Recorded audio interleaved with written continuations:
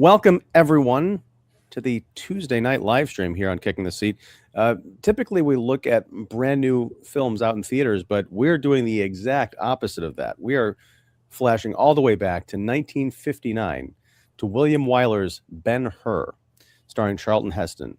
It won 11 Academy Awards that year, including Best Picture. And strangely enough, it's got a connection to the film we talked about last week, Wuthering Heights, the Emerald Fennell adaptation. I didn't care for it, but we also kind of discussed a 1939 film, an early adaptation, which was directed by William Wyler. So 20 years after he did that, he brings us one of the best motion pictures of all time. And I can say that confidently, having just seen it for the first time, finishing this very afternoon. Whoa. So I'm excited to talk about this. This is another blind spot that I was happy to check off my list. And I couldn't be more thrilled to discuss it with Earth's Mightiest Critics. So I am Ian Simmons. You'd know that if I actually put up the names of everybody here. Yeah, there we are. Sorry, I am Judah Ben-Hur. No, I'm Ian Simmons of Kicking the Seat. We have Jeff York of the Establishing Shot and Pipeline Artists, Mike Crowley of You'll Probably Agree, and David Fowley of Keeping It Real. Gentlemen, welcome.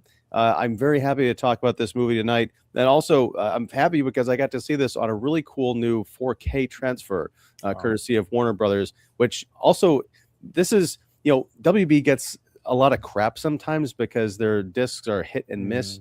Sometimes they have a lot of extras and sometimes they don't. This one has a ton of them. So if you're a Ben-Hur fan, there's a lot to dive into.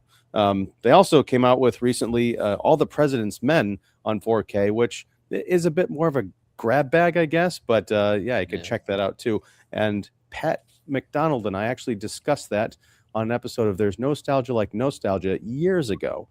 So I should probably revisit All the President's Men and see if I still feel the same way. Who knows?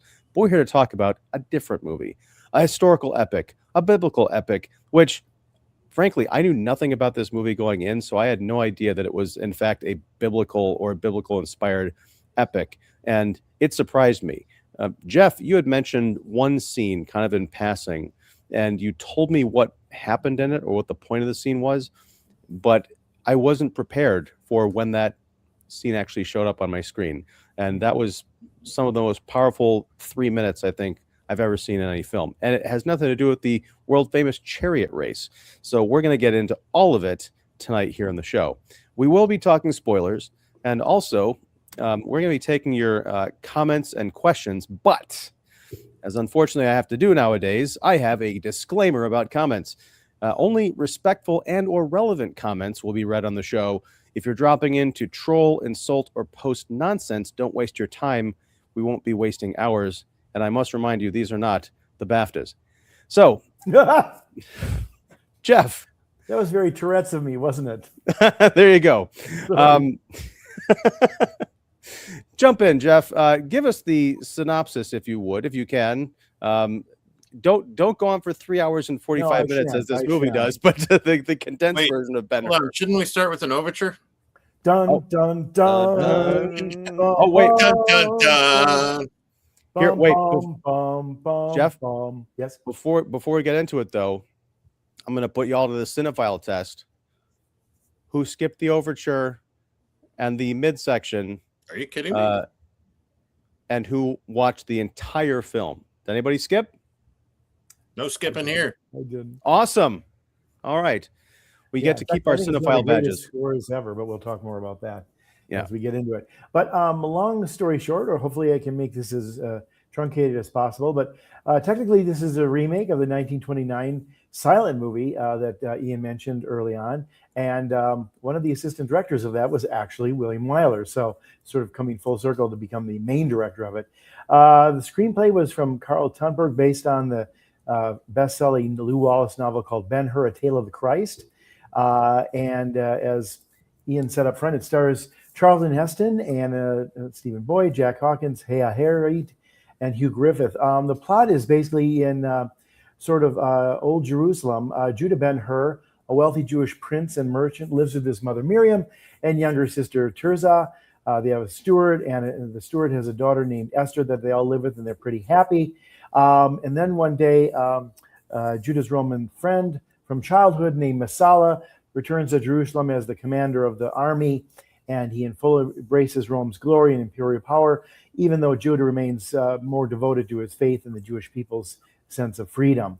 Unfortunately, there is an accident that happens during a sort of parade to honor Messala, with one of the tiles from the roof of the Ben-Hur house coming off, and Messala, who's got a little bit of a thing, I think, competitive thing against Judah already, and sort of the differing ways of sort of seeing the world, decides to arrest the family of Ben-Hur and put them in various prisons. The mother and daughter are sent to the prison in the city, and Judah is sent out to be sort of on a slave waltzing through the desert.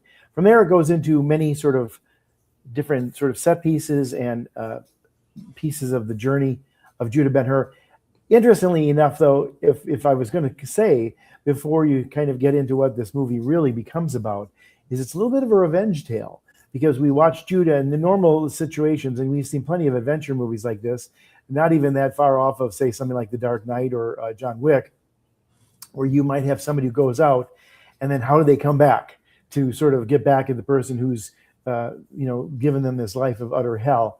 But this is much more than that, but it's funny because it starts out that way as Judah goes through the desert, and then he's a ship galley's rowing slave, and then he becomes, sort of the hired employee of a sheik who wants him to race the horses back in Rome, and then that comes full circle with him racing against Marcella in one of the big chariot races, which is, of course, one of the all-time greatest adventure scenes. But that's essentially the plot in a nutshell.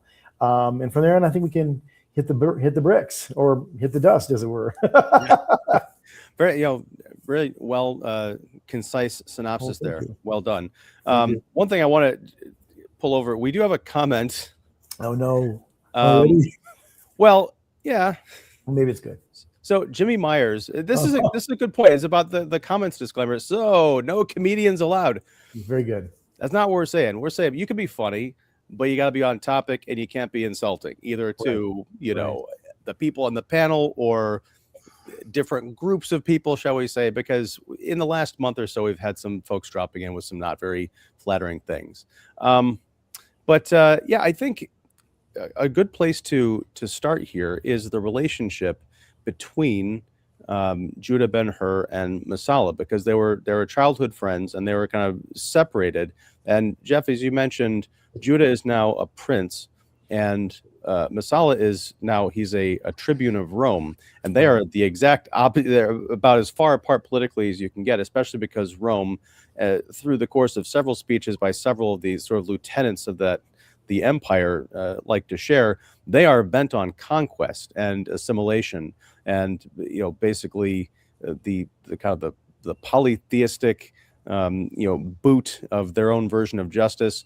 And so at the same time, you've got this the movie starts out with the birth of Jesus. There's like this whole after the overture, which goes on for several minutes, you've got this prologue chronicling the birth of Christ.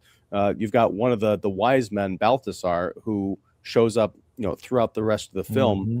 But we flash forward from the birth of Jesus out in that manger to 26 years later, coming to meet Judah Ben-Hur, and these parallel stories intersect in very clever ways throughout the rest of the movie, culminating in, I think, one of the most beautiful and kind of hopeful endings in a film that I've ever seen. For a movie about revenge, I can't say that I've seen one that is quite like this, especially because the lessons and the teachings of Jesus and what would become the early church, sort of introducing these ideas of forgiveness and letting go of vengeance, and the idea of kind of giving up vengeance to a higher power to deal with the people that have wronged you, in their own time. It's something that's kind of unique, and that might sound kind of hokey and tree huggy and boring, but this is one of the most exciting movies I've ever seen. And the person who learns that lesson about vengeance learns it very late in the picture, after there's been a lot of tragedy, a lot of violence, and a great, cool horse race. So let's just do a quick around the room, because I'm always curious about these things. I have already said that this was the first time seeing it was yesterday and today. It is 3 hours and 45 minutes, so I divided it up between a couple hour blocks each day. But Jeff, when did you see Ben-Hur, and how many times have you seen it? I've probably seen it about 15 times. It's one of my favorite movies. I find it the most inspirational movie I think I've ever seen. And I think I first saw it when I was probably 10. It left a great impression on me. I was very heavily into Sunday school then and sort of youth camp and things like that. I was also president of Senior Youth Fellowship. Not that I'm making any kind of claim on being that good of an egg, but I was very into the stories, and I've always sort of found this movie to do two things brilliantly that still stays with me even now, how many decades later. And that is that while I think it is a very positive story about the Christ and all that, it does it from a vantage point of somebody else being affected by Christ. And I think that's a very key part of this, that it seems in Hollywood, and sometimes not always, but it's a little bit hard to sort of capture that character and that sort of ethos, I think, as a traditional movie story. I think it works better when people are affected by God, people are affected by the church, people are affected by Jesus. And I think this is one of those examples that gives truth to that claim. The second thing that I really liked about this is, while there is plenty of, sort of biblical ideas and almost scripture-like lines of dialogue in it, it still by and large leaves it to the person to have to come to their own time and their own conclusion on how to use what, dare I say, are the gifts around them. And that could include family or physical health or lessons or, education, even benefactors.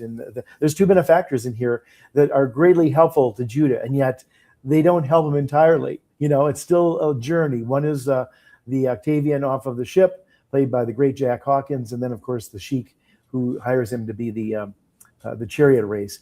And yet it's still about you sort of finding your relationship with the better part of the world, those in your sort of full in circle, as well as God. And I think that's putting a lot of the onus on us, which I love. It's not just like, well, I pray and it all happens. No, not quite. You can pray, but you have to be a little bit responsible for yourself too, and I think this film does a magnificent job of that. And I walked out the first time I saw it was, I think, a church setting where they had shown it for us, and it kind of blew my mind. And every time I've seen it, I always feel the same way. I also must say, and I'm going to apologize in advance here, if I tear up during this, I apologize. Not that I have to, but some of this stuff is so moving to me. I was crying when I was watching it most recently to talk about it for this show, and it still has that effect. Well, I'm glad you are so moved. I think we're kind of in the same boat there. Mr. Fowley, tell us about your experience with Ben-Hur. Well, we go way back. We went to school together. Oh no! Wow. Yeah, that explains the beard. I got it. No. Right? Yeah, it's biblical beard. Yeah, it's a very biblical beard. I grew up, having a knowledge that Ben-Hur is kind of it's a biblical epic, but it's also not like Ten Commandments, not like King of Kings or something like that. It's something very different. And I guess I only recently kind of appreciated what it was doing, what the story was doing, probably because I recently watched it with more mature eyes and everything. I had honestly, and it probably wasn't until this 4K release that I really had a real appreciation of it. And there were parts that I didn't remember, that now deliberately sitting down and watching it all, I was, quite impressed. But yeah, I always knew that it was a big thing. It was an epic. It's the epic of epics, right? And it's not necessarily epic because, I knew that it was always called like an epic, but it was one of like the original ones.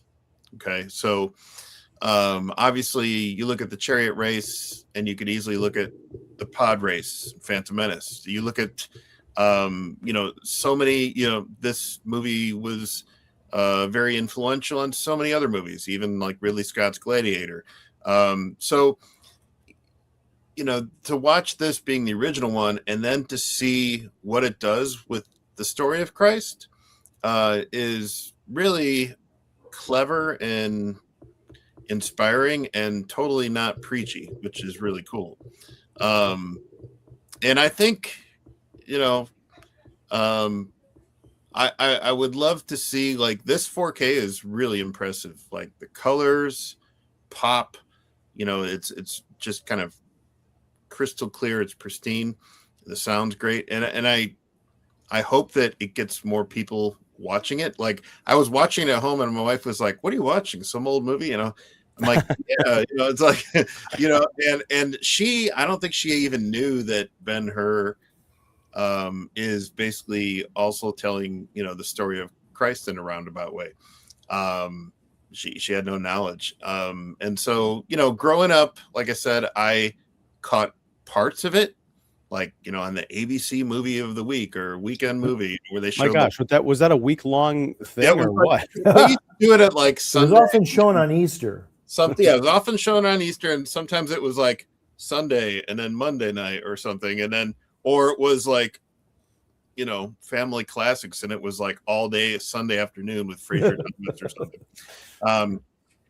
But yeah, knowing the history of it now and watching it, I have a better appreciation for what it meant and how it went about doing what it was setting out to do. And just the cultural impact. Yeah. Cool. Yeah. And Mike, how about you, sir? Well, I've seen the movie a whopping 2 times, but I remember growing up that it was one of those movies everyone talked about, and as a cinephile, I wanted to see it. But then I saw its length, and it just felt quite daunting.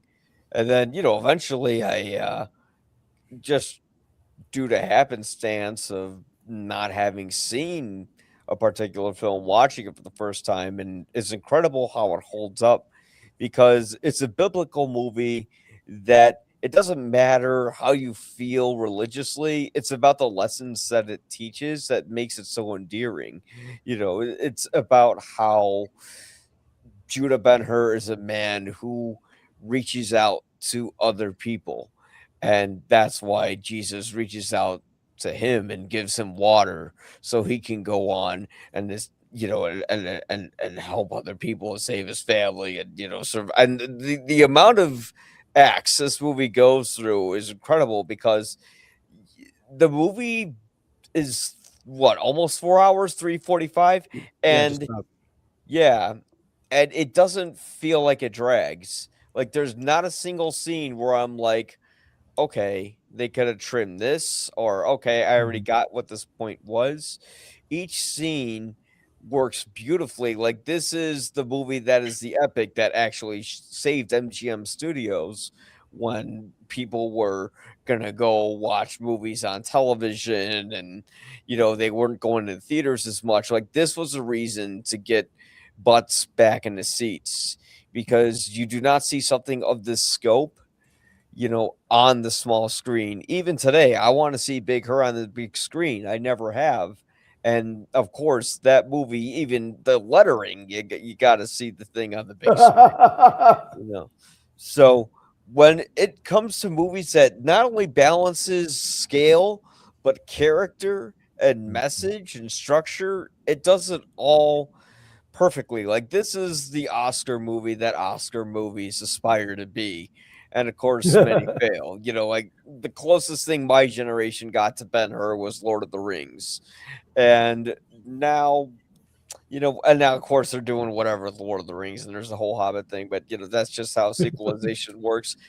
I don't think anyone's ever seen the 2016 Ben-Hur. But, yeah, this movie does hold up. It is a 4 out of 4 star film for me. Excellent. I'm glad we're all in agreement. Now, sometimes that means the conversation can be really boring if we're all just cheerleading something, but there's so much to get into with this movie that I think it's going to be a pretty robust conversation.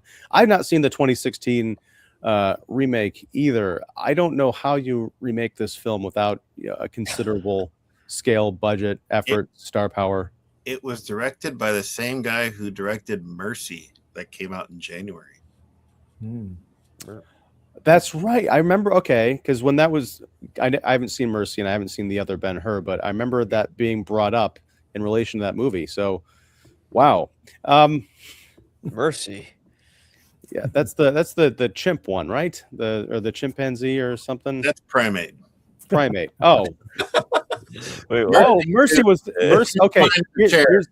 Mercy. We did a live stream on that. Pratt in a chair. Chris Pratt in a chair. Wow. So that goes to show how easily a film can slip out of my consciousness. Yeah, wow, Chris Pine in the chair is Star Trek. Sorry. That's right. It'd be great if they just swapped them in and didn't tell anybody. Right. So many Chris's, too many of them. And now I'm just thinking of Chris Hemsworth in the chair when he's doing he was like in the Star Willy Trek Wonka too. shot. Yeah. Oh, yeah. Wow. All right. So it was already alluded to with the Jesus and the water scene.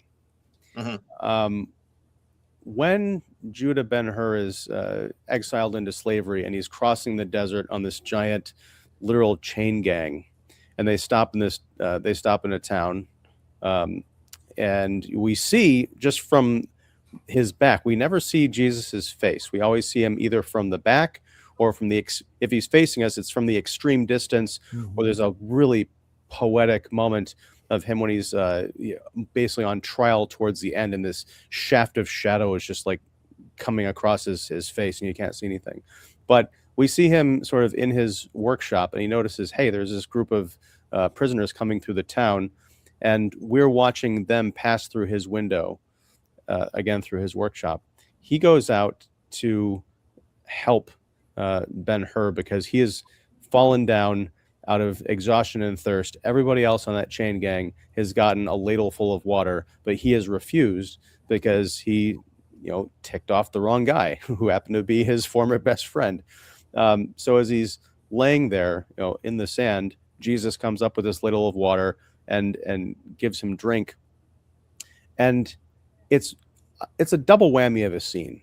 I was floored by this because you see Judah looking up, and he doesn't recognize Jesus, and he doesn't have any idea what his significance is, but he sees something, and his eyes are kind of shocked for a moment, like there's something there.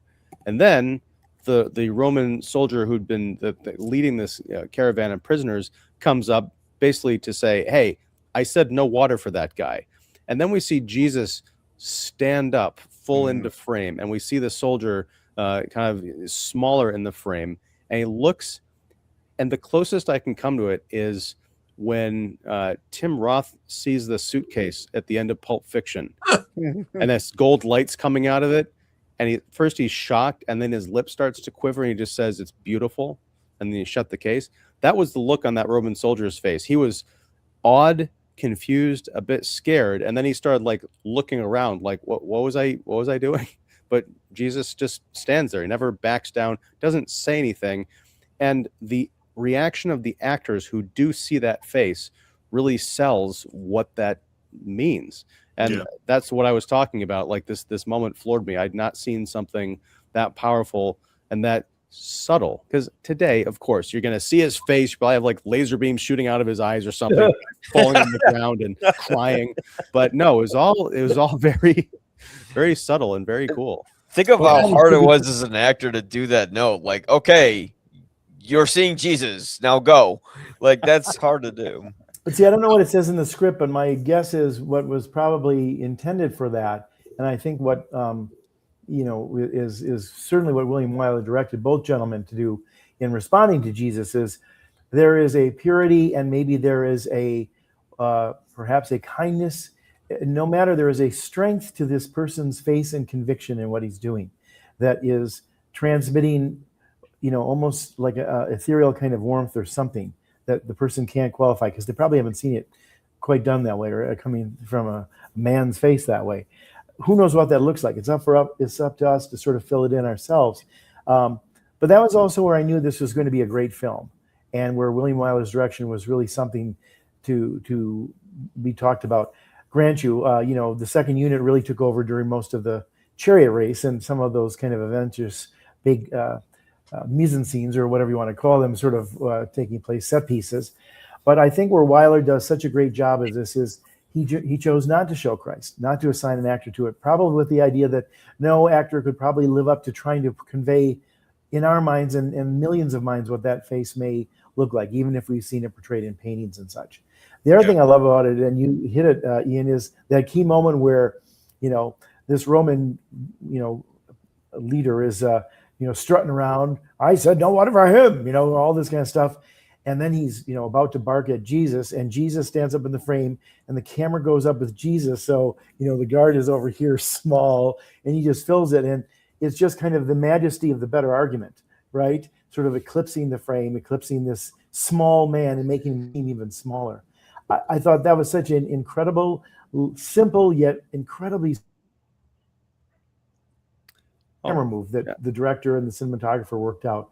And it's also helped, of course, by the introduction of the great music that Nicolas Shroja did with that, that sort of Christ theme, if you will, that dun dun dun dun dun, which is kind of a very gentle counterpoint to most of the ba bum ba bum ba bum, kind of brass and trumpets blaring that most of the score is.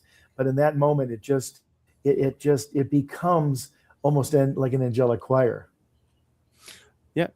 Oh, David, you want to say something? Yeah, watching that scene in its entirety probably for the first time, I'm kind of reminded how, in the Bible, a description of Christ isn't really found except like kind of in the Old Testament when they were actually prophesying about Christ. How, in essence, his appearance wasn't all that. It wasn't just because everybody was expecting the Messiah to be a king, and to be this, grand, person or whatever, how they usually expect kings to look. But he was, he was a carpenter, and, I think like Jeff said, I think it's a good decision on Wyler's part, not to show the actor's face, but also to show the actor who's seeing Jesus. To see them respond to Jesus is more important because it reminds you of how you respond to Jesus. When you think about it, it's when you are reading the Bible, and if it happens to penetrate you in a certain way or convict you in a certain way, it's because you're applying it and you're taking it into consideration. And the way I saw that scene was almost like that Roman soldier looking at Jesus. Jesus is almost like a mirror, and he's actually seeing himself for the first time through Jesus. Like, oh, this is how I'm behaving. This is who I really am. It's nice. I'm just going to back up and shut up.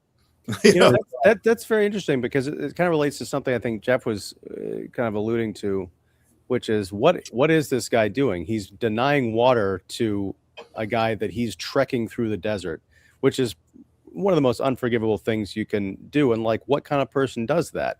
And in that moment, David, to your point, he kind of realizes, oh, I guess I'm the kind of person that does that. And he starts looking around. I thought it was kind of bewilderment, but it might just be shame. Like, can anyone else see what's going through my head right now? Yeah. Well, especially since he denies Judah the water, drinks it himself, and spits it out like it's nothing to him. Like he's so satiated, it's just a palate cleanser, and it's adding insult to injury. So I love that, David, that he's holding a mirror up, and I think Judah keeps looking back at him like I think he may have given up on humanity at that point. It's a little, maybe by today's standard, a little obvious, but Judah, when he's at his rope's end, not sure if he can even get up off of his knees and keep trekking, and all hope is lost. He's lost his family and everything. He says, God, help me, almost under his breath, but it's like his prayer. And the prayer is answered by this man from the town coming up who sees that he needs water, and he washes his face a little bit and cools in his brow, and then holds his head and gives him the water.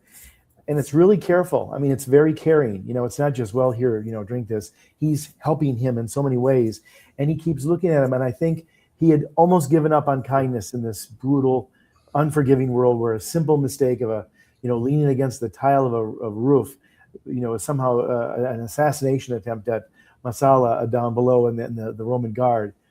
And then suddenly a little piece of it is restored. And, they say God works in mysterious ways. Yeah. Maybe there's a little bit of that going on here, but it's very interesting because I also love the fact that it assumes we know what's going on. Like, we hear that music, and it's the first time that music has really been used other than in the overture. And it's like, wow, that's a different cue. That's a really significant transition. And then maybe we know why, because they don't show him. And, and then when he stands and then you see the hair, and if you had any doubts, you can kind of put the rest of it together. But it's a magnificent scene. And I dare say, I think it's one of my favorite film scenes of all time. Mine too, and I just watched it in the last couple of days, but it's already in that pantheon. One thing that I thought was cool, and there was a bit of a callback in a later scene in the film. I know we're kind of digging into this one instance in this very long movie, but this is kind of, I think, the thesis of what Ben-Hur is about. After Ben-Hur gets the water, I mean, there's a huge contrast between before he gets the water and then after he gets the water. I think more so than if he had just drank from that ladle and gotten a little bit of satiation, because when we see him walking away as part of the chain gang, he's walking upright. Yeah, he's got his energy back. He's not like got a pep in his step, but he's definitely changed in some way.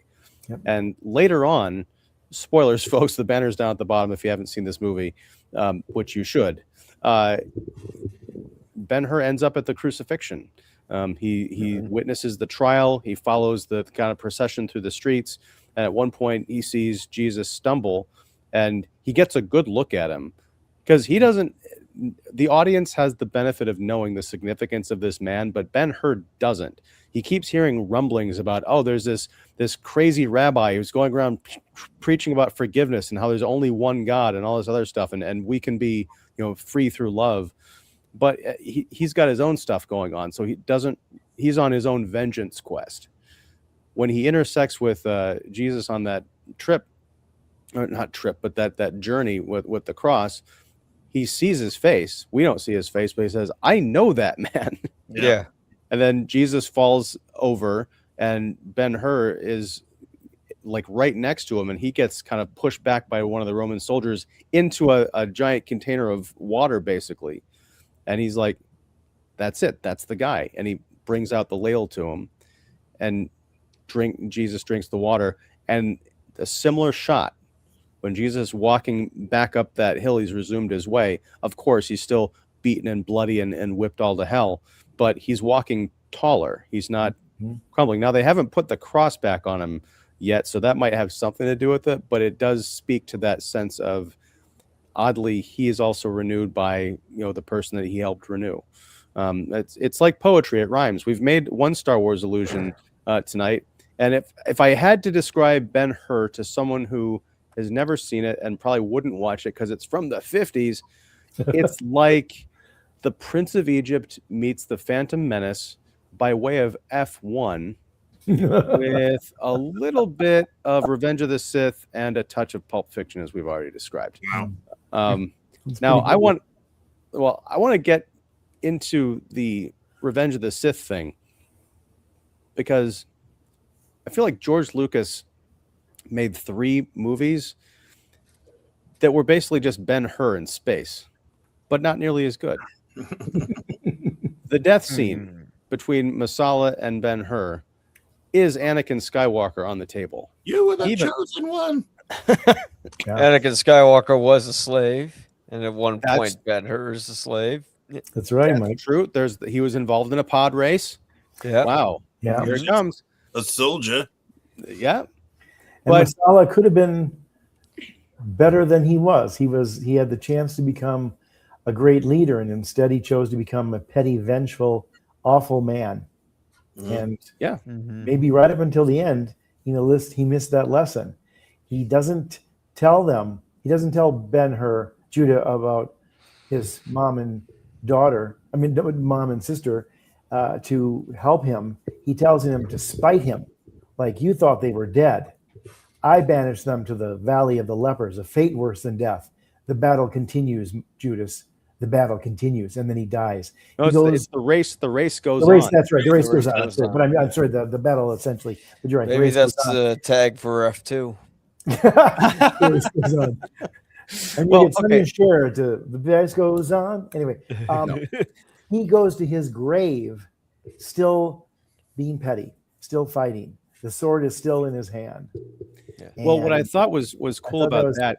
an interesting take on the revenge thing, the revenge idea as well, Ian. Well, the chariot race, which I know we're jumping all around here, but I always thought this was, like the big, opening scene or something of this movie. Again, I had no context for Ben-Hur before watching it, but this happens like 2.5 hours into the movie. It's on disc 2, if that gives you any indication for folks watching on physical I media. love that there's 2 discs, by the way. I do too. It's a movie that cannot be contained. It's like being the record to side B, It's 3 discs Yeah. total. You get 2 for the feature and then 1 for the extras. Yeah. Just like the old days. Yep. It'd be cool if it was on like a special like retro laser disc. Anyway, With the wheels of a chariot. Oh, man, can you imagine how many times you have to flip that disc over? Because like every 30 minutes, you have cube. to flip it. Yeah. well, okay, so the chariot race through a long series of events, because a lot happens in this movie. Although there are only a handful of major like story points, and what I love is it's a giant contrast to movies of today, which all play out like video games.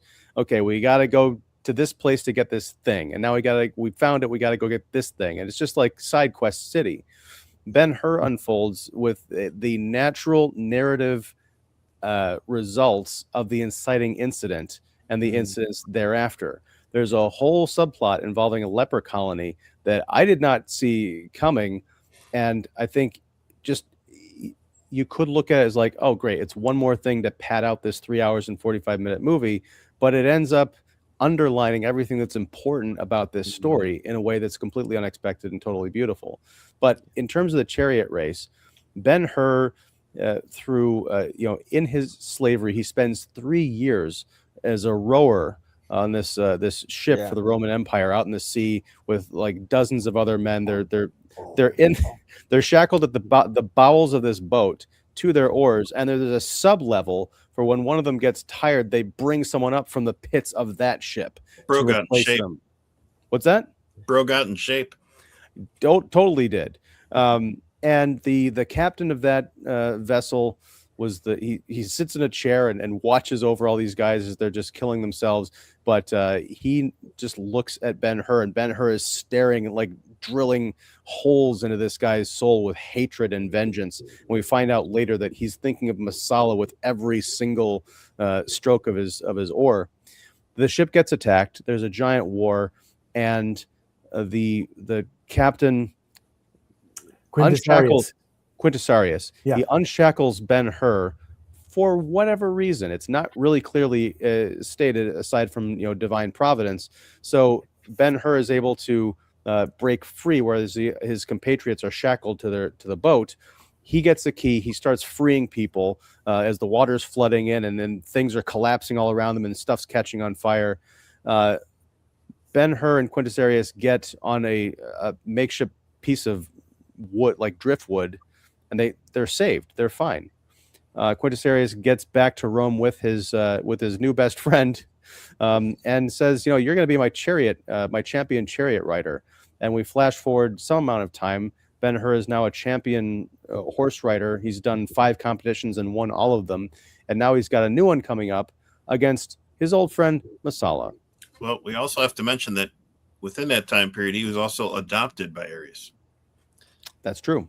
And the reason that Arius is alive and on that boat debris is because, yes, he freed Ben-Hur, but Ben-Hur also jumped in after him and saved Darius and brought him onto that boat debris. And saved him a number of times because he kept because of the shame, he kept trying to kill himself. That's right. That's right. Because they get rescued by a Roman ship, and at first they can't tell because it's far off in the distance if it's an enemy ship or a Roman ship. Right. And Arius is like, it'd be better if it were an enemy ship because I can't stand the shame. It'd be better for me and for you. Right. So that whole act of saving him and then keeping him alive when it's just the two of them out on the ocean. It reminded me back to, him meeting Jesus and getting a drink, getting satiated, and also being inspired to actually probably, at least in my eyes, Ben-Hur's probably from that momentous encounter that, okay, that's the type of person I want to be. Mm-hmm. So whoever he's around, yes, he has vengeance in mind. Yes, he really desperately wants to get back and together with his mother and daughter. But I feel like that there's after that Jesus encounter, he was like, you know what? I need to be like that to whoever I can, whenever I can. But yet he's also human, and he's struggling with the whole vengeance and family reunion thing. Well, there's some interesting paralleling going on throughout this movie. I think he sees in the Roman that there is something there besides just cruelty. And maybe that's why there's a little bit more of a connection. Or maybe he hopes that the Rome can be saved. Like this person seems to have a little bit more to him. Maybe Rome doesn't have to go the way of Marsala is sort of wanting to direct it. They're better than that. And then, of course, the lines parallel, like row well and live, because that's what he told Judah on the boat. And then when, he's now his prisoner on the driftwood, who's in charge now. There's a lot of that kind of paralleling going back and forth with the power struggle and where Rome is, where the Jewish population is, as you referred to early, Ian. And I think all the while the undercurrent of imprisonment is there. And what is real hell? There's a certain part of hell that Judah has gone through, certainly. But it's probably not as the hell that his mother and sister, who were frail, just innocent people, have gone through. And I don't want to get ahead of myself because you may have other thoughts, but that I think is in some respects, the ace in the hole or the ace in the hand of this movie. Some people might say, oh, it's that great action sequence of 20 minutes for that chariot race, which is unbelievable when you see it, and to know that they really shot it. There were no horses injured. The one mistake was where the stuntman goes flipping over the thing, and Charles. Oh, we'll talk about the horse race in a bit, but finish your other point. No, but I just think that the thing that grounds you the whole time is that actions have consequences, and the way you choose to live continues to roll on in choices you've made, and Marsala's choice to continue this vengeance, after the mother and daughter are found with, lepers in the prison cell, they take them to the leper colony, and, what's her name? I'm blanking on the name right now. Esther? Yeah, Esther, excuse me. Esther does not want him to know. It would be easier for him to think that they were dead, and just the drama that adds, and yet, this isn't resolved either. There's still this we're carrying. I don't know. For me, that was where it just grabs you and holds you and doesn't quite let you go, even though some of that is just horrific. Well, and there's, Esther was kind of put in a tough position because it was the mother and sister who didn't want Judah to know about their condition. She was all for like, oh, great, you're back. I can see you're in a terrible condition. We got to get, Judah here. He can probably help. Mm-hmm. But they're like, no, there's no way. We want him to remember us as we were. That's a whole other section we'll hopefully get to, because again, I don't want this to be a 6-hour show. But what was fascinating to me was the callbacks are aplenty in this movie, but very cleverly done. Early on, when Judah and Marsala are reunited as adults, they have this, I guess, competition going back to childhood where they're fling these spears down the hallway and try and land in the intersection of a cross, which was very interesting. Later on that ship battle, I was amazed because I've seen so many versions of this in other movies, but again, not quite done like this. Ben-Hur saves Arius. Arius is fighting someone, sword and shield and everything. There's someone who is about to strike a blow on Arius. Ben-Hur picks up a spear and impales the guy.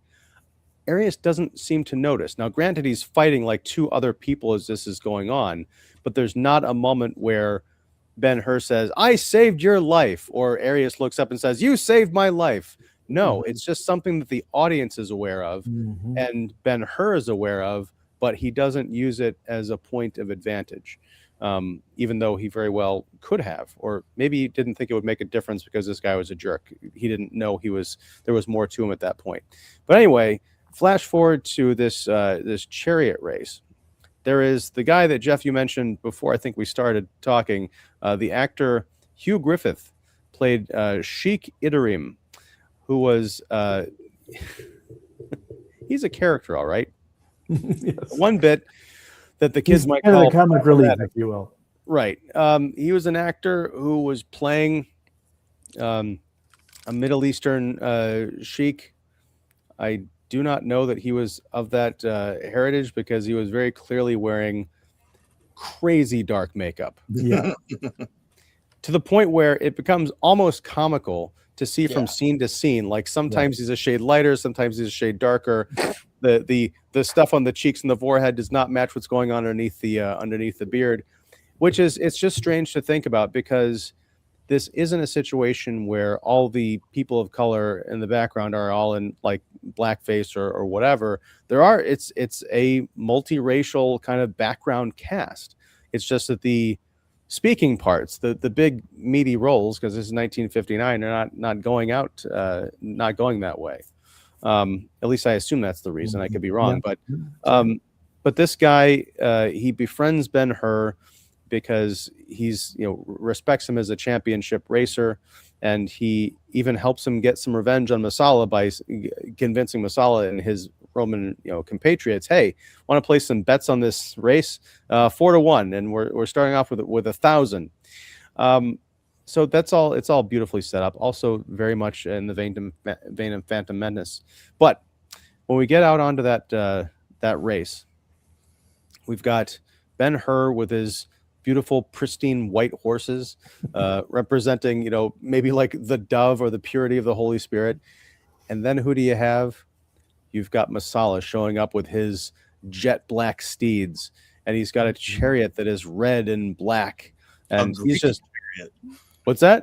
A Greek chariot. A Greek chariot with, again, another Phantom Menace detail, George. I'm pointing my finger at you, sir. The little blades, the saw blades that come out of the side of that chariot. Also, that was clearly a Sebulba move, huh? They also filmed that in Greece, remember? Yeah, that's right. And Gladiator, a million movies have done it.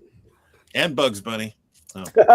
Yes, but he's not a good fair fighter. He doesn't fight fair. Right. Yeah. So I think what was crazy, and this is where I was getting back to my Anakin Skywalker analogy.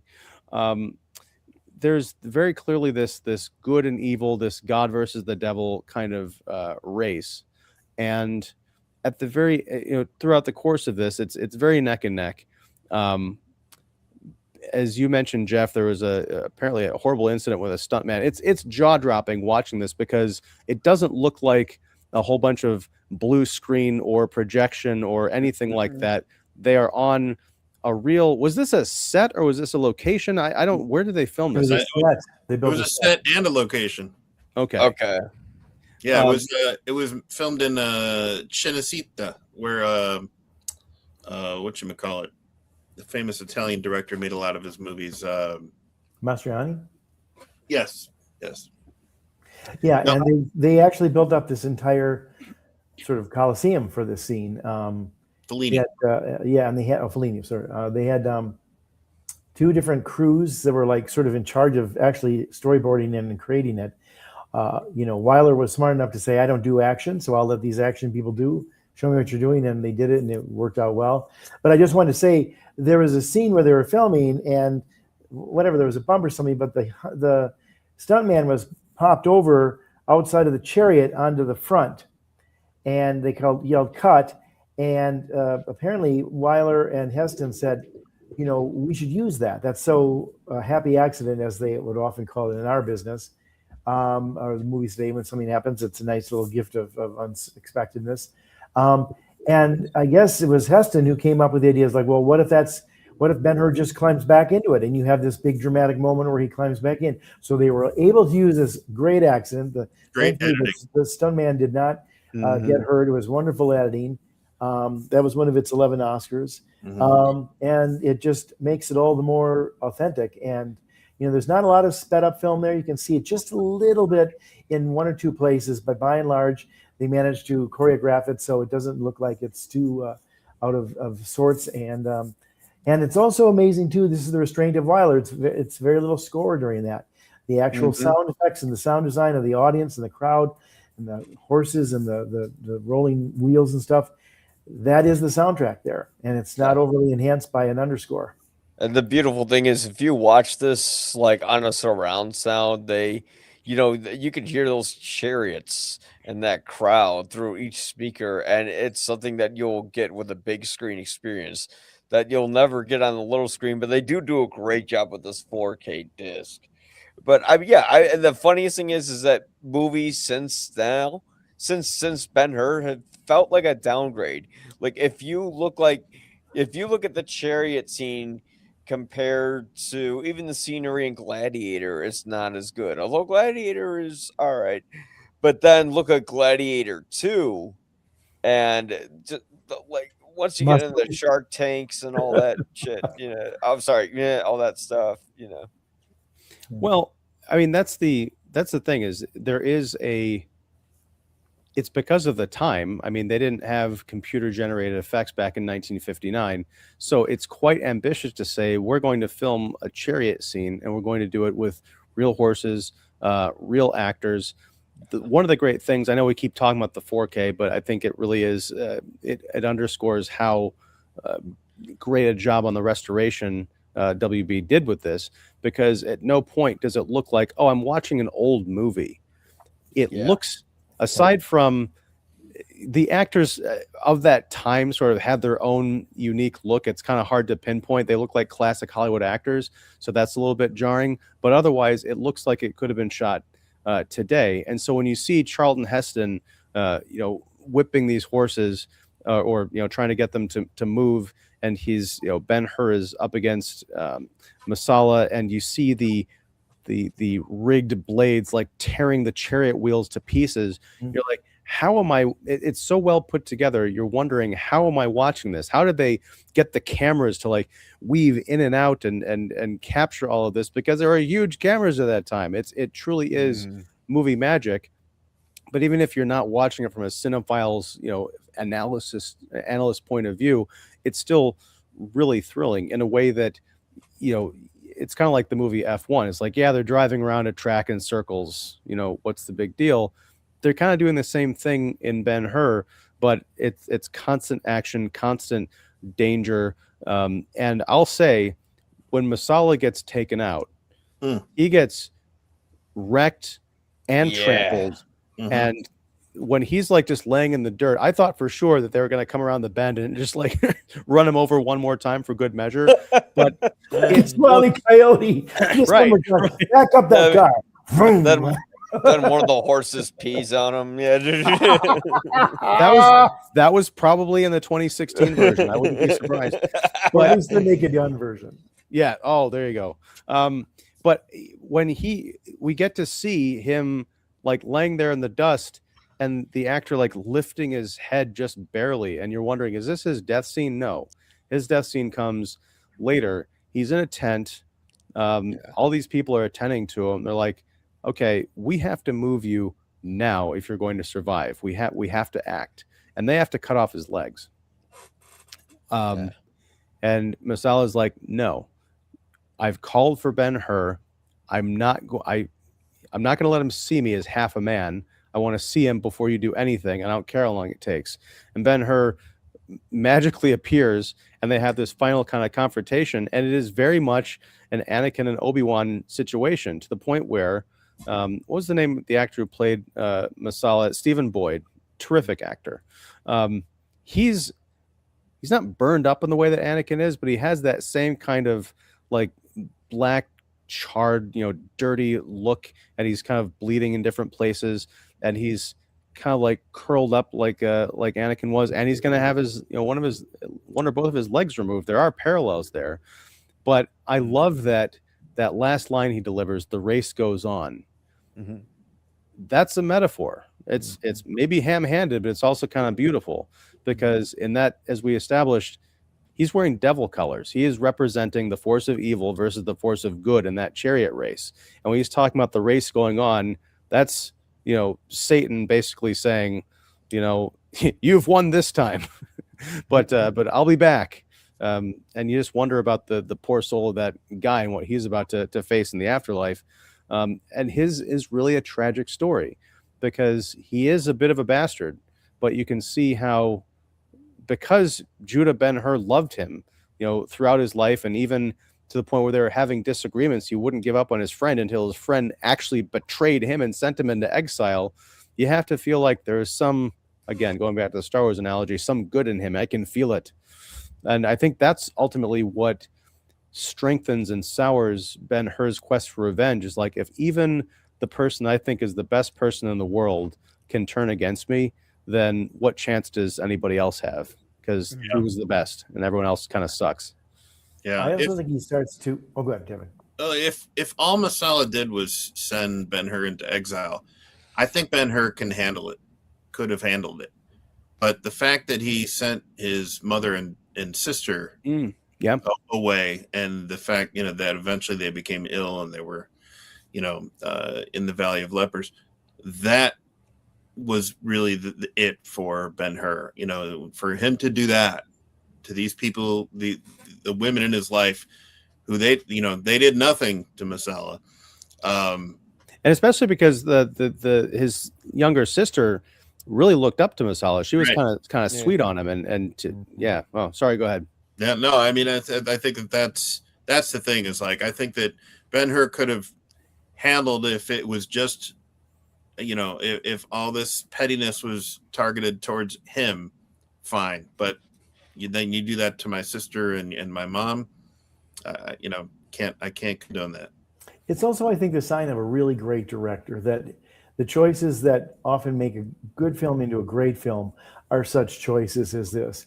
It's not a lot of time that Ben-Hur gets to sort of celebrate his victory. In fact, it's kind of a bittersweet one as soon as it ends, because his childhood friend is literally been all but killed during it. So how celebratory can that be? But then to turn it also into sort of its own victory for Masala, because as he says, the race goes on because I've now hurt you. It's almost like Khan, I wish to go on hurting you. It's like, I'm going to explode this even though I'm dead, but you won't get away from it. Was it that line from Hell's Heart, I stab at thee? Yeah, that's right. It's Star Trek too, the concept. Yeah. It influences a lot of things, but and Judah's pretty upset. He's like, no, he can't believe it. Like, he's now, having to deal with the fact that, what he thought about his mother and sister is a fate worse than death. And, again, it's the director saying, let's do something here that is a little more ironic or a little more sophisticated, or keeps, dare I say, the race going, in the sense that we're not going to sit there and do a victory lap. This wonderful thing, he wins, he overcomes obstacles, is triumphant, and yet arguably he loses the race, because Marcella tells him this as he's dying, and Judah's left with that. And then the whole end, it sets up, with what are you going to do with that? And that's where I remember it being 10, I just was bawling, because, oh no, he's going to find this out. And then the scenes that come after that, I mean, geez, and this is where I also want to just quickly hand it to William Wyler and other you guys talk, but I love it when he's, following Ruth, who's going to deliver food to them, which is so good. She's such a good gal. Excuse me, Esther. Why do I keep saying Ruth? Esther. Maybe I'm thinking of Star Trek. Esther goes there. By the way, Ava Gardner wanted that role, and this is also where William Wyler was good. He wanted somebody who was unknown, and he cast this Israeli actress.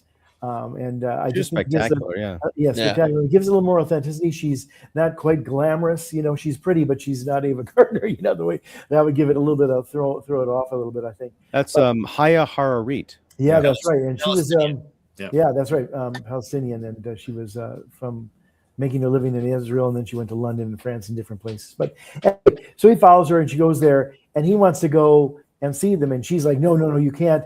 And it's a far shot, and you see this big rock sort of in the foreground, and he's arguing with her in front of it. And then out of this cave, way in the background, you see the mother and daughter come out. It breaks your heart. Yeah. You are Judah at that moment, because we're seeing it too for the first time. It's like, oh my God. And then, they're asking how Judah is. We hope he's okay. There's a really cool flip side of that too later on, where you see the camera is in that cave, and then we're looking up. Yes. And you see Judah kind of, with the blue sky behind him, and you see him at the top looking down, and then Esther's right in the foreground there. So it's just brilliant camera work and cinematography that it's brilliant, but it's also emotional camera work. Yeah. It's really one of the few happy endings, because he does bring them back from leprosy, and they live on another day, and most people will go, oh, that's a BS Hollywood ending. But this is a movie about a guy who's been through hell, and then he comes back, then goes through hell again when he has to go to the Valley of the Lepers. Mm-hmm. But he keeps going, he keeps persevering, and he makes it in the end. And it's the fact that it's not just that a character is knocked down once, but twice in the movie. Yeah. And both are devastating times, yet he's able to keep going. And that's why it doesn't feel like the same old stuff. But to that point, Mike, when Esther and Judah decide to bring the mother and daughter with them to go find Jesus, I think they're thinking, well, if we can find this guy, maybe he can help them because he works miracles, and we've heard all these great things about him. They show up to the town, and the town is deserted because everyone has gone off to see the big show, the trial and the crucifixion. I was expecting that because they were along the side of the road, that they would come across Jesus on his way up to the hill, and he would reach out and touch them and heal them. But that doesn't happen. What does happen, Judah kind of leaves them behind and goes up, and then the water sequence we discussed earlier happens. At the very end of the movie, Jesus is crucified. There's the blackout, there's the storm, and then all this beautiful lightning. Probably the most amazingly photographed crucifixion sequence I've ever seen, because you're not showing Jesus, you're not hearing him utter his final words. Judah relates that he witnessed that, but we're hearing it from him and not Jesus. All these great obscured angles. There's an amazing shot where there's a lightning strike, and then you see a puddle on the ground, and in the reflection of the lightning strike, you see the crucifix with the Jesus on it, and it kind of starts to glow, almost like it's dissipating. It's incredible.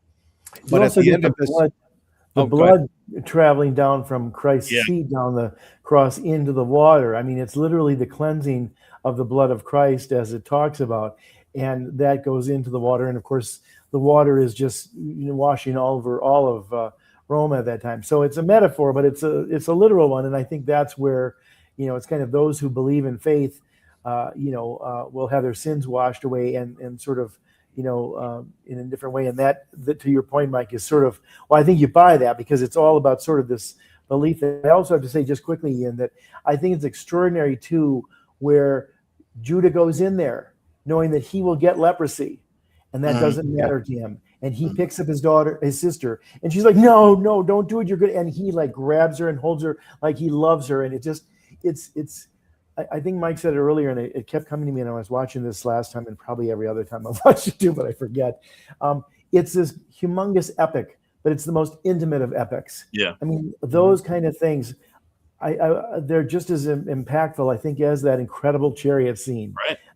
And those moments just if not more. They just get to you and just leave me shaking. I mean, I was a little trouble getting through thinking about it when they're coming out of that cave and we're back with him, almost experience with him. It's just devastating. And yet those little intimate moments, we care because they were a good mom and sister and they don't deserve this and it's terrible. And yet they're still concerned about their son who's just been through all this himself and still isn't quite out of it. Well, but the leprosy is cured at the end, where we've got Miriam and Tirzah in the cave, and they suddenly realize that they're cured. It's not any kind of like a grand gesture. And what was surprising to me was typically in the stories of Jesus healing people, he touches them. Right. But in this, it was just like his presence, like leaving the earth, reached out and granted this miracle. And I would say it's their faith too, because they have started to be changed by what they've seen on the road to the crucifixion. Yeah. Well, and that started with that seed was planted with Esther, who, as they are the leper colony is right near, it turns out, or not that far from where the mountain of the Beatitudes, Sermon on the Mount. Yeah. The Sermon on the Mount. So we get to see that whole sequence. And again, you got this massive crowd of like thousands of people going up this mountain, and you can see Jesus. He's very distinct, like this little white or almost like a cream colored dot. Even in 4K, it's kind of hard to make out, but it's unmistakable. The composition and the context is beautiful. When the camera flips and we see the Sermon on the Mount from behind Jesus, in the distance you see little Ben-Hur too, and it's just like once again they're like crossing paths. They're like, oh, okay. And they do it with the parallels. That's the same kind of perspectives. Yeah. I think some of the best Charlton Heston acting. I mean, he won an Oscar for this, Best Actor. Some of the best Charlton Heston acting is when he is at the foot of the cross, when he's seeing Jesus being crucified. I don't know if you guys were able to get into a lot of the special features, but Charlton Heston's son, who's also a director himself, he winds up reading a lot of these. They're called the Ben-Hur diaries that Charlton Heston kept, and so he was reading different moments. March 31st, 1958. And all sorts of like Charlton Heston kept a diary. We arrived in Rome and brought the whole family for 6 months and blah blah blah. But there was something about that he said in the diary, especially specifically pertaining to that scene. Basically, he was sharing, and I think it's also from his own reflection. Going back because he was there as a little boy in Rome, because he was with his family.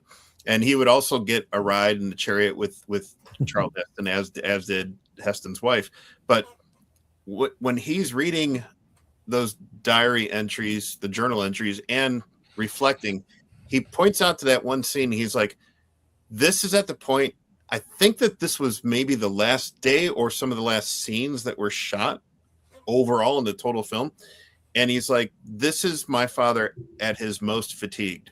He was like, my father was totally exhausted during this scene, and it's so fitting, so perfect, because of course that's how Judah Ben-Hur would be. He would be so exhausted after all of this, and then to see somebody else who's even more exhausted and fatigued and going through it even more so, you could see it on Heston's face. And a lot of people criticize Heston over the years for being kind of overacting and big and over dramatic, but he does some things here it's just spot on, right for the character, right for the moment, right for the role. And that's probably my favorite moment too, especially when you hear that about what his son says about that. Well, that's beautiful, and I think that scene leads to another great moment of acting, and also for the screenplay, when he comes back and he's talking to his mother and sister. He's like, his last words were, "Forgive them, Father, they know not what they do."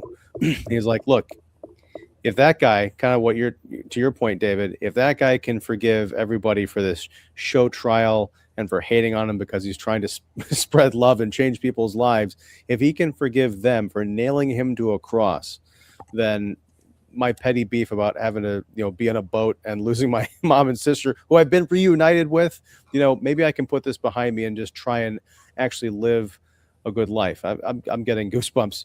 The one thing I want to kind of on that for a second, Ian, because sure, yeah, it leads to the curtain line.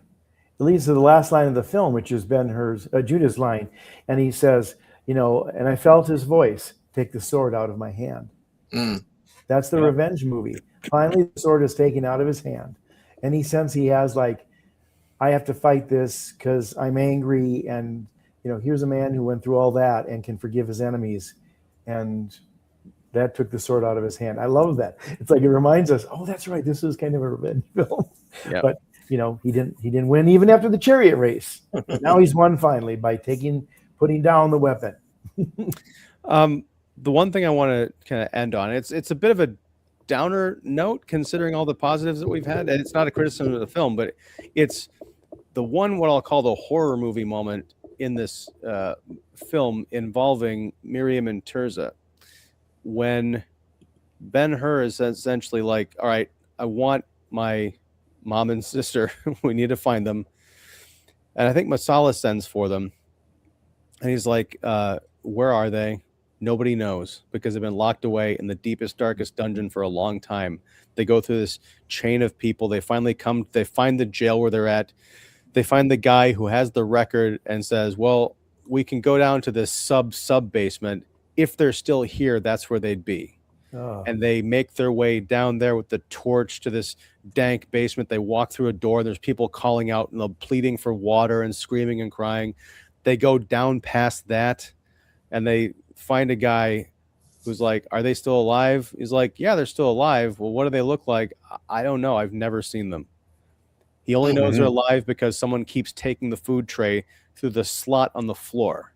Yep. And when they open that cell, we don't get to see what Miriam and Tirzah look like. We see the one guy draw back in horror and he bursts out of the cell, and the other guy takes the torch and goes in, and he's mortified, and he says lepers or leprosy, and that's our indication that things have gone horribly wrong.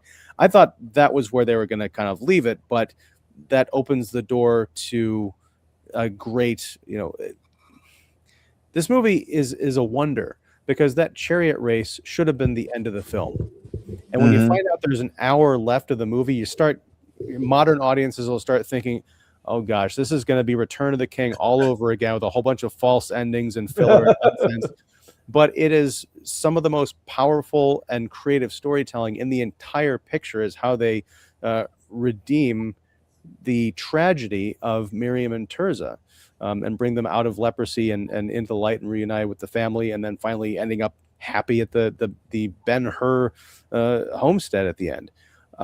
It is a movie that fights very hard to earn its happy ending, and it's one of the greatest films of all time, I think, for a reason. So I cannot find any faults in this movie. Maybe we'll end on that. Let's have a positive note. What's wrong with Ben-Hur? Anything? Well, I'll give you one little cherry on. I wasn't fishing for that, Jeff. I was hoping you'd say no. It's perfect. Oh, okay, it's perfect. Okay. Well, no, I was going to say, if you just heard about this movie and some of these dark things that would happen, you might think it's a downer, but I think it is inspiring, not only in its message about perseverance and faith and humanity and all that, but William Wyler and his filmmaking partners have just the right amount of cheek in some of this. I mean, that score, which is very bombastic and big, and then also very kind of ethereal with the Christ theme, has some humor. Like when they're on that ship and the slaves are, the music matches their beat. That's the bass drum, if you will, the bass beat of that ba-dum, ba-dum, ba, and it's just a little funny that they're self-aware like that. There's also the great scene where they go into that town thinking that Christ is going to be there, and there's nobody. They've all left, and no, lepers. Somebody discovers them, and the man, the pauper who they just put a coin, the blind man in his coin in his cup, drops the coin out like, I don't want a leper's coin. Even though beggars can't be choosers, but he's going to be a chooser. I mean, it's just a brief thing, but there's that just gives a little bit of levity, so it's not just like such a death march. So it's funny you mentioned that little moment where he drops the coins out. In one of the other special features, I forget which one, but they're talking about a lot of the extras in the chariot scene, and it was kind of unexpected.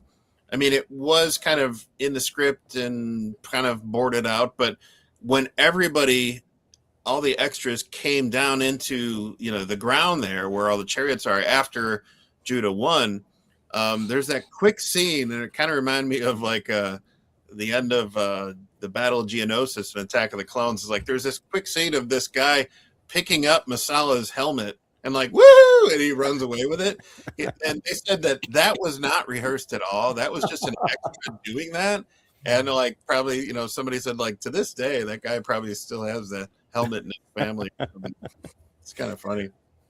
That is funny. I'm just glad Masala's head wasn't inside of it. Like, right. It's like Django. Okay, so we do have a few comments. I'm not going to read all of them because we did get someone who was not around for the disclaimer at the beginning of the show. But I will say, let's see, Susanna Sinai 676. I hope I'm reading that right. It's a little far on the screen for me. It's the best. The race for Ben-Hur's soul. Yes. I'm going to read this one because it's just so bizarre. Synagogue of Satan says Yoki Burrito OG. I guess that'd be the opposite of Ben-Hur. So let's see. Wonderful cinematography. Yes. Santa agree. The way he crouches there. Some of these references I'm not going to get. It was in the Valley of the Lepers when he crouches on the rock. Right. Okay. Yep. Until he feels the sword being taken out of his hands, which is what happens after the crucifixion. Yep. Which Jeff alluded to. Yep. Heston deserved the Oscar for that last scene where he climbs the stairs to his now healed mother and sister. Oh, yeah. Mm-hmm. Yeah. Exactly. This the movie. Both. Par excellence. We did talk about the musical score. It is one of the best. Yep. Let's see. Never a downer. It's a wonderful film, uplifting, even if you aren't religious. Mm-hmm. And then, no need to apologize, Susanna. We catch up with the comments we tend to at the end of the show because, as mentioned, it's a bit of a minefield sometimes. So we do appreciate your contribution. So I think I would like to add a little bit of Oscar trivia really quick. Okay. Really interesting about the way the Oscars played out that year is that back then, there's certain categories like art direction were broken down into black and white features and color pictures. Okay. Wow. So for art direction, the Diary of Anne Frank won, and for art direction color, Ben-Hur won. So it was broken down that way, and there were a couple of different categories like cinematography, black and white, Diary of Anne Frank won. Cinematography, color, Ben-Hur won. Costume design, black and white. Guess who won that year? Some Like It Hot. Because they had to dress men as women. But costume design, color was Ben-Hur.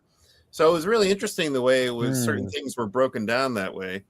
To build on that too, they had 13 nominations for Ben-Hur, and it only lost 2 categories. Both Stephen Boyd and Hugh Griffith were nominated for supporting actor. Only one could win, or at least only one won in that instance. And it lost screenplay. And the reason they think it lost screenplay adaptation was there was controversy about how much was written by whom and who got credit for it. Gore Vidal was one of the writers of it who made a lot of grumpiness about how much he didn't get credit for and what he contributed to it. And so there was this whole kind of like, well, we're not sure who gets this, but that often happened in those days. So those kind of things can sometimes prevent a movie from a clean sweep. Yeah. So the other nominees for Best Motion Picture back then, obviously Ben-Hur won, but Anatomy of a Murder, Diary of Anne Frank, The Nun Story, N-U-N, The Nun Story, and Room at the Top. I don't know that I've seen any of those others. Yeah. Maybe Diary of Anne Frank. Yeah. One thing I do want to mention at the... Oh, sorry. Go ahead, Mike. Oh, nothing. I was going to make a dumb joke about like Ben-Hur losing to the Nun or whatever the hell it was called. No, not The Nun. There's the Nun Story because the Nun Story, The Nun. I'm thinking of those Blumhouse movies. Yikes! Oh, man. But no, the one thing I thought was kind of interesting, a bit of detail during the whole procession of the crucifixion scene, was they had a decent mixture. Well, I thought a cool bit of realism that I hadn't expected, because there were people in that crowd who were upset at what they were seeing. And then in one particular close-up, I think it might have been involving Miriam and Tirzah, there was a guy who was sort of between them, I feel like, who was really into it. Like, he was smiling like, yeah, this is cool. Yeah, because it was extra. Yeah, right. He was probably the guy who grabbed the helmet at the end, or in the chariot race. Right. But all right, well, we could make this an epic 3.5 hour plus conversation, much like the film we just discussed. But we're not going to, because I need to get to bed. It's been a long day, but I am thrilled that I got to talk about this amazing movie with you. Some people might call it recency bias, because I just finished watching it this afternoon, but it's already on my list of my favorite movies of all time. I'm glad I own it. I will have to find an excuse to tell people, my friends and family, to come over and watch it with me, because that's a big prospect. But Earth's Mightiest Critics, it's been a joy. I am Ian Simmons of Kicking the Seat. We have Jeff York of The Establishing Shot and Pipeline Artists, Mike Crowley of You'll Probably Agree, and David Fowley of Keeping It Real. Gentlemen, thank you all very much for hanging out and talking about this amazing film with me. Oh, we got one more comment. Oh, wait, can I read it? Yeah, you can. Oh, okay. All right. All right. Suzanne. Thank you so much for this discussion. This is one of my most favorite films, and I always argue with anyone who will listen that it may be the best film of all time, the complete package. I cannot disagree with that. I'm still trying to think, was there anything wrong with this movie? And the answer is no, it's perfect. I can't think of too many films that won Best Picture that you could not argue in favor of. This is a great choice, and definitely one of the top 2 or 3 best film choices ever by the Academy, I think. Yeah, I mean, they held the record of most Oscars won until Titanic. Wow. Yeah. Well, next week, I'm happy to say we're going to follow up a perfect epic with another, what is shaping up to be another perfect motion picture. People have been waiting for it. They've been talking about it. It is so anticipated that the studio is so afraid of anything getting out spoilery that they're not screening it for most critics groups. I am, of course, talking about Scream 7. We're going to talk about that next week. Date to be determined, but you better be here, because it's going to be amazing. It's going to be the Ben-Hur of 7th installment slasher sequels. Anyway, if you like this live stream, please like, subscribe, and ring the bell for notifications and all that business. Please be sure to follow and love and cherish and watch all of Earth's Mightiest Critics. All their information is down below. Also, pick up, as we've mentioned tirelessly throughout this evening. It is kind of chilling, but it's also because there's a lot of great background information on this epic film in the 4K from Warner Brothers. So you can pick that up wherever you get your fine movies. And until next time, whenever that is, whatever that is, thank you very much, and take care. Grab Mitch.